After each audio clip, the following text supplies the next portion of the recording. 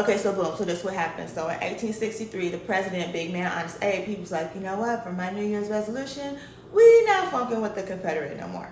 That's over with, okay? They already think they're their own country. They done tried to elect their own president. They got their own money and some more stuff, but I'm finna shut it down.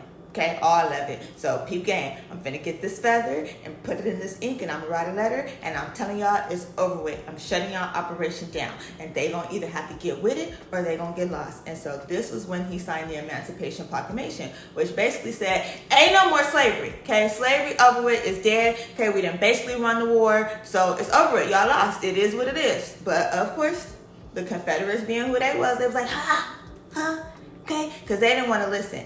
And it was so deep, like some slave owners from like around the way, they thought Texas was bad about it. So they started putting up to Texas like, hey, we heard y'all had a little storage over here. They not messing with y'all. So can we drop some off real quick? So they started moving their slaves over to Texas like they was going to be safe. They was hiding them from bill collectors, I guess. But anyways, but Big Abe, he wasn't having it. He was like, if you can hunt, you can hear. But you want to play, I got something for you. So I'm finna send big homie G Messenger over there, and he finna tell y'all what it is. So it did take about 2 years, and don't nobody really know why it took 2 years, but I mean it's 2022, and we could see from Uvalde and all these little secret kids that keep popping up from Baby Daddy Herschel that Texas is not that great at gathering information or passing messages. So honestly, anything could have happened. But on June 19th, 1865, G Messenger pulled up to Galveston, Texas, which at the time was the largest slave, or they had the largest slave population at that time. They had about 7 plantations, right? So he pulled up with a couple of homies, and he was like, you know what, check this.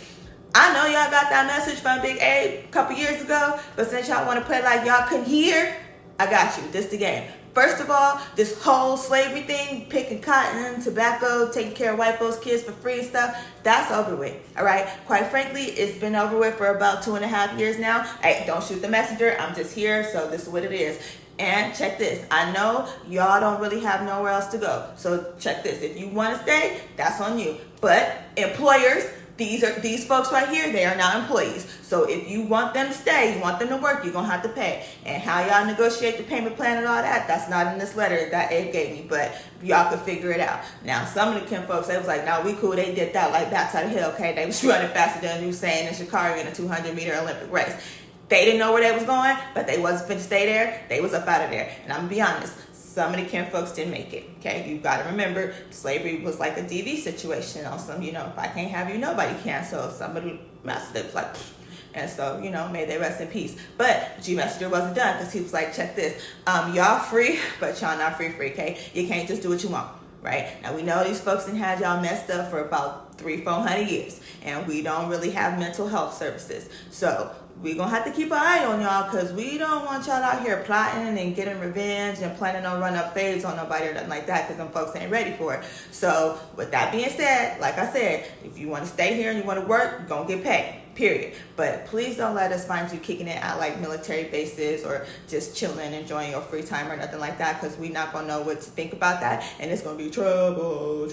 But other than that, as of June 19, 1863, y'all are forever free. Now, I'm not sure what happened 2 years later on December 6, 1865, because now Kim folks was not allowed to have secret meetings, but apparently the wet wipes were, and so they had a meeting and passed the 13th Amendment, which basically said, okay, they could be free, but if these folks do some stuff that we don't like, we gonna make it illegal. And if it's illegal, then they get to go to jail and we get our property back. So at this point, depending on what prison that you go to, you might be picking cotton or making license plates or pillows or pushing old people, whatever they do, but very much enslaved. You're very much enslaved. And we're gonna keep our word, right? We're gonna pay them, but I'm gonna be honest with you, them folks that's locked up right now, they still getting 1865 wages, okay? Like my brother, he worked every day, and it will take him about a year to afford a bag of hot Cheetos. And I'm not talking about the family size, the snack size. But anyways, long story short, short story long, black folks was like, all right, well, you know what? Check this.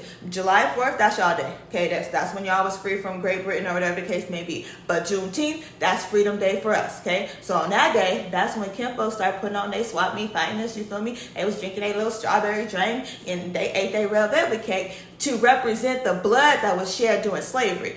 And I'm gonna keep it a buck with you, okay? Wet wipes didn't want to share their spaces with Kim folks to let them celebrate on their day. And we already know they could be some haters, because we seen how they acted in the Katanji hearings. Ain't nothing changed. But this is why I said, I don't want to hear no speeches from no wet wipes on Juneteenth, okay, from white people, period, because we don't need to share this space with you. If you want to teach somebody who don't know about Juneteenth, then guess what? You can share this video or whatever resources you use to learn what you learn, or what you think you know right now, but not a ne'er single kinfolk want to hear your version of the story, period. Have the day you deserve.